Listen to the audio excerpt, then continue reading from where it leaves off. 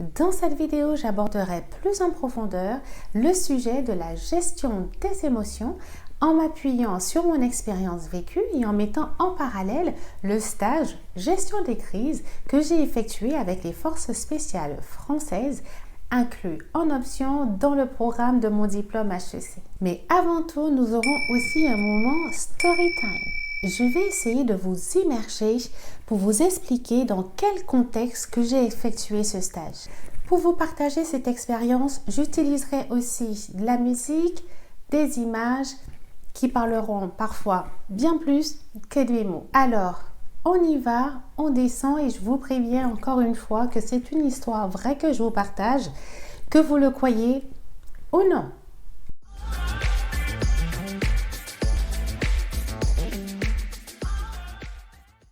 Welcome back guys, good to see you and welcome to all the new viewers. J'ai toujours pensé que le bas de l'iceberg est très peu regardé et pourtant c'est une partie très intéressante à explorer. Je ne m'attarde pas aux apparences, à ceux qui peuvent être comparés à la partie visible de l'iceberg. Je vous emmène en plongée sous-marine pour vous partager mes émotions, mon état d'esprit lorsque j'ai un projet à cœur. En l'occurrence, c'était le stage gestion de crise inclus en option dans le programme du diplôme HEC. Lorsque ce programme s'était présenté à moi, je ne savais vraiment pas qu'il y avait la possibilité d'effectuer ce stage avec ce corps de métier. Le parcours de faire ce diplôme de plus de 40 000 € est encore une autre histoire. Et je vous rassure, non, je ne suis pas Crésus. Et pour y accéder, il y a eu plusieurs événements.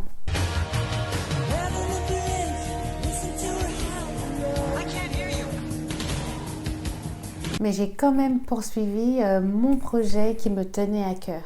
C'est encore une autre histoire incroyable et elle est encore beaucoup plus en profondeur. Il faut aussi que je me laisse un peu de temps. Restons encore à l'endroit dans les profondeurs, là où encore on voit la lumière du jour. Il faut savoir que j'étais la dernière à intégrer le programme de début de saison et d'ailleurs dans le classeur du trombinoscope, ma photo n'y était pas puisque je suis arrivée, comme on dirait, comme un cheveu sur la soupe. Et lors de cette première journée, au moment où on présente l'ensemble du programme et puis le déroulé, c'est là où j'apprends qu'il y aura un stage avec les forces spéciales en option si on le désirait pour peaufiner la formation. Mon cœur a battu la chamade, je n'en croyais pas mes oreilles et je vais vous dire pourquoi. Story time! Story time! Lorsque j'étais jeune, il y avait eu une prise d'otage dans une école maternelle à Neuilly-sur-Seine, en Île-de-France, donc en France, en 1993. Je vous mets l'actualité juste là. Et cette information était passée sur les chaînes de télévision, sur la chaîne de télévision. Tout le peuple était en émoi, en étant scotché devant ce téléviseur. À ce moment, j'avais adoré le rôle du négociateur. Et par la suite, vous savez, quand on grandit, il y a la partie orientation. Et je sais que j'avais dit à mon père que je voulais... donc, je précise bien mes propos, qu'il n'y ait pas d'ambiguïté dans les corps de métier. Donc, pour être simple, un soldat d'élite. Voilà, je crois que c'est mieux. Et en plus, à cette période, j'avais une excellente condition physique. Mon père avait rigolé et il avait dit d'aller trouver un travail de fille. Je vous arrête tout de suite. C'est une autre époque et sa démarche était juste une démarche de protection. Protéger sa fille. C'est tout, ni plus ni moins. D'ailleurs, les gens nous appelaient bague et droite en créole. Donc, en gros, bague et droit. On était inséparables. Voilà, je le suivais partout. Et c'est vrai que lorsque je regarde des pères et leurs filles, ça me ramène à ma relation. Quelques jours plus tard, j'étais revenue le voir en lui disant « Ça y est, j'ai réfléchi, je crois avoir trouvé ce que je vais faire et que je voulais être pompier. » Et donc, il m'a dit, écoute, je crois que tu n'as pas compris ce que je t'ai dit, va me trouver un travail de fille. Alors, vous pensez bien que, à l'issue de cette journée, donc de présentation du programme, qui j'ai appelé? Mon père, en lui disant, papa, je vais faire le stage avec le GIGN. Il n'en croyait pas ses oreilles et moi derrière avec plein d'explosions de joie. Il était sans voix. Au bout de 4 mois de programme et après un nouveau, en tout cas pour moi dans ma partie, un nouveau comité de sélection, le directeur scientifique m'avait stoppé dans l'avancement de mon parcours. Il avait vu en moi comme un scanner qu'il y avait des choses que je ne révélais pas, malgré que j'avais essayé de les cacher. Et puis, comme il l'avait vu, je lui avais révélé ce qui s'était passé avant d'intégrer ce programme. Il m'a demandé de prendre du temps pour moi, de prendre ce temps à la réflexion, de me reposer. Et il m'avait assigné une nouvelle mission. Et il était même certain, avant moi-même, que j'allais la réussir. Ta nouvelle mission, si tu l'acceptes. Bon, là, ça c'est moi. Et là, il m'avait dit, si tu réussis, tu me rappelles et je te réintègre dans le programme pour poursuivre l'avancement de ce diplôme. En ne révélant que le résultat du stop au nouveau partenaire que j'avais eu, et je ne lui avais pas révélé la partie assignation d'une nouvelle mission, cette fois-ci, c'était moi qui avait été le lest de la montgolfière. J'avais essayé de lui expliquer à ma manière ma forme, mais bon, en vain. Au final, j'avais accepté sa décision car ma nouvelle mission m'attendait. Dans ma tête et aussi, j'ai retrouvé les images de mon ancien portable. Voici les images qui pouvaient caractériser mon état d'esprit du moment. J'étais prête à prendre le départ. Launch Maverick on alert 5. Get a bearing on Hollywood Wolfman and launch the rescue helicopter immediately.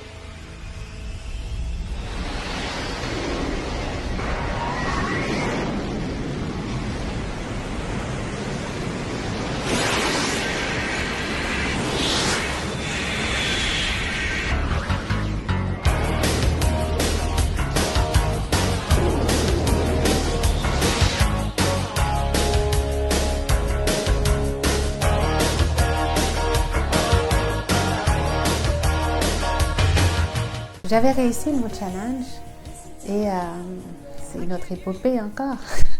Mais j'avais réussi mon challenge et j'avais intégré le programme. Une fois toutes les conditions rassemblées et quelques jours avant la reprise du programme, donc soit exactement 6 jours, je commence à avoir des difficultés respiratoires. Entre midi et 2, j'avais pris rendez-vous dans un centre médical pour une consultation puisque je respirais vraiment très mal depuis plusieurs jours. Le médecin m'avait fait passer une radio et j'attendais par la suite les résultats dans la salle d'attente. Et ça avait pris un temps fou et en même temps, je voyais les médecins se relayer, qui allaient dans le bureau un à un.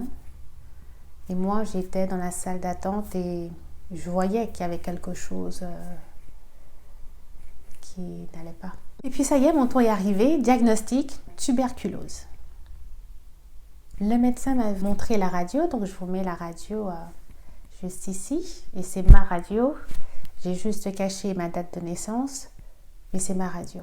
Le médecin m'avait dit j'avais comme une perforation du poumon ou une bactérie qui avait peut-être commencé à ronger mon poumon et que je devrais rentrer en urgence à l'hôpital.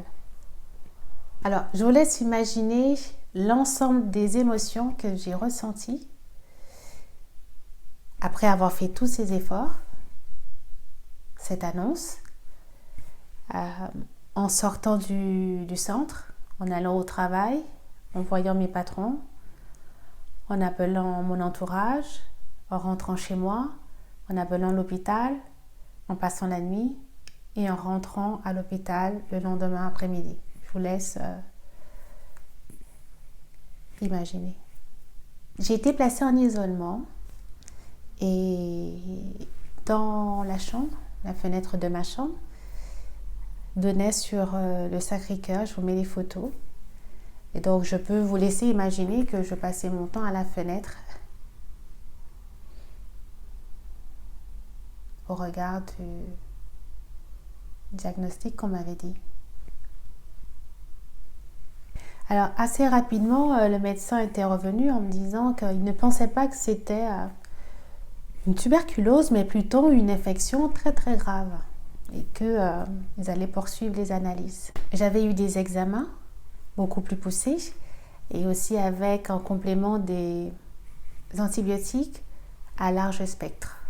L'histoire est plus longue, mais je la condense. Juste avant le week-end, les médecins m'avaient dit que c'était une erreur de diagnostic et qu'ils ne savaient pas ce que j'avais eu, comment je l'avais attrapé. Et en fait, comme c'était des antibiotiques à large spectre, ils ne savaient pas comment ça avait pu être guéri, en fait. Et que ça pouvait être comme une maladie virale. Alors pour moi, dans mon cas et dans ma vie, maladie virale, c'est un peu redondant et non surprenant, voilà, je dirais. J'ai réussi à sortir de l'hôpital à 11h, le jour du démarrage de la reprise de la formation, et j'ai très rapidement couru pour intégrer le programme en début d'après-midi. Juste 3 mois après l'intégration donc de la poursuite du programme, il y avait eu enfin le stage GIGN, mais avant d'y intégrer, j'avais dévalisé un magasin de sport pour être prête. Le premier jour, l'instructeur me regarde et me dit, en regardant mes chaussures, il me dit « Tu es sûre que tu souhaites garder tes baskets roses? Parce que là où on va, elles ne seront plus roses. » À toi de voir. Je ne vais pas révéler le lieu du déroulement du stage et ainsi que les différents exercices, juste pour préserver le secret pour les promotions en cours pour que le stage continue à perdurer. En revanche, je n'ai révélé qu'une, donc le saut que je vous ai montré.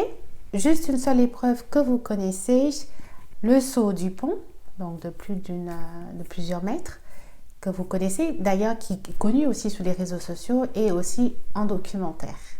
C'est une épreuve qui fait partie du processus de recrutement, donc dans leur corps interne, et qui est éliminatoire. Je vous remets l'image du saut. Est-ce que vous comprenez maintenant pourquoi j'avais sauté assez rapidement de ce pont de plusieurs mètres? Tout simplement parce que j'avais vécu bien avant ces moments plusieurs événements, je les appelle de confiance, avant ce jour. Et aussi, je savais que je n'étais pas en danger avec les forces spéciales et je leur avais même dit que j'avais une totale confiance en eux. En tout cas, pendant ces 2 jours, je les suivais partout, je leur posais plein de questions et j'avais l'impression de me sentir appartenir au groupe en fait. Dans ma tête, c'était ça. Et dans la réalité, c'était ça.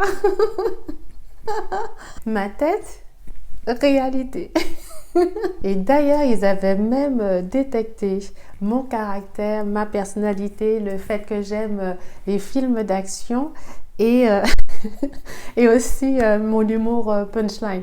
Donc voilà, j'étais très surprise aussi de voir que la manière que vous vous comportez qui peut déceler qui vous êtes. Et voilà, ça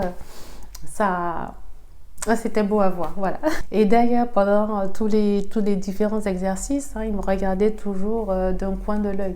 J'avais été classée en 2e position pour le saut du pont, puisque encore une fois, il faut toujours que je parle. Il avait déjà donné le go. Et donc, il a dû donner une 2e fois le go pour que vous voyez ce saut. Et la personne juste derrière moi, donc après mon passage, et quand l'instructeur avait donné le go, il avait sauté tout de suite. Et à l'issue, il m'avait dit que je l'avais inspiré. Donc en fait, je m'en voulais beaucoup. Encore une fois, voilà. Je m'en voulais beaucoup. Et ce que j'ai appris, en tout cas dans cette expérience, c'est quand j'ai une instruction d'un corps de confiance, c'est de la faire, de la mettre en pratique sans parler avant, quoi. Voilà, c'est un peu ce que j'ai appris en tout cas avec eux. Et c'était pour moi une expérience personnelle que je devais mettre en pratique dans mon quotidien avec mon corps de confiance. En tout cas, ils m'ont vraiment bien supporté, les pauvres, et ça, merci à eux. Après ce cadeau et quelques semaines plus tard, j'avais prononcé des mots intérieurs qui correspondaient à mes différents événements au préalable. Et voilà ce qui m'est arrivé. Attachez bien votre ceinture. Avant, vous avez cette photo. Et après, vous voyez ça. Des orgelets qui poussaient partout, des boutons qui poussaient partout. Rien dans les analyses. J'avais consulté des médecins, ils ne savaient pas, ils ne connaissaient pas la réponse. Ils ne souhaitaient pas non plus m'opérer, puisque l'opération aurait été difficile, de par là où ils sont placés. Que selon eux, c'était sûrement dû au stress. Bon, le stress aussi, on met plein de choses dans ce panier. Dans ce parcours, je m'habituais avec ce nouveau visage. Et plusieurs mois après, j'avais trouvé un médecin qui avait accepté mon dossier pour pouvoir procéder aux opérations. Alors, résultat, 2 anesthésies locales en des jours, des yeux, des jours séparés, et une anesthésie générale. Je vous laisse le soin de deviner quels étaient les mots que j'ai pu prononcer, les avant, les pendant et les après et après opération, jusqu'à récupérer mon visage. Sans pour autant poser des mots bien définis sur ces émotions, puisqu'il y en a plusieurs types, je vous laisse vous-même imaginer dans ce cycle quelles ont été toutes les formes d'émotions que j'ai pu traverser. Le jour de la cérémonie de la remise des diplômes, j'étais sur le podium, anesthésiée, sans aucune émotion, sans explosion de joie. 6 ans après, lorsque j'étais retournée sur le campus, j'avais vu dans le hall cette photo, je vous la mets, et elle correspond vraiment à ce que j'ai vécu dans ma vie personnelle. Et c'était ma montagne. Tout ce cocktail d'émotions au travers de ces différents moments est encore là, en ce moment même, en vous partageant cette histoire. Est-ce qu'il y a d'autres histoires? La réponse est oui, et au moment opportun. Pour finir, pour conclure, je dirais believe in your dreams, même les plus enfouis, et aussi se découvrir au travers des émotions. C'est une chose qui fait parfois on peut se surprendre dans certaines situations. See you soon guys for the next video.